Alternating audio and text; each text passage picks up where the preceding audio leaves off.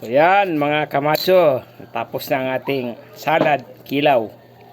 So okra, imumukbang natin yung ginawa natin.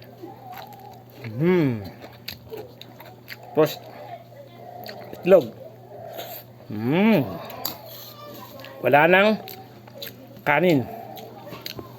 Pang 5 days ko na. Wala nang kanin. Puro salad, gulay, isda ang kinakain.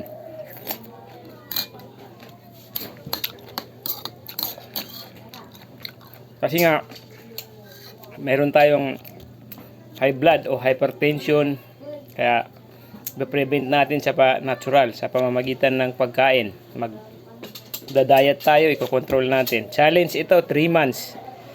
So wala nang kain. So alhamdulillah, nahirapan lang ako sa unang araw, pangalawang araw.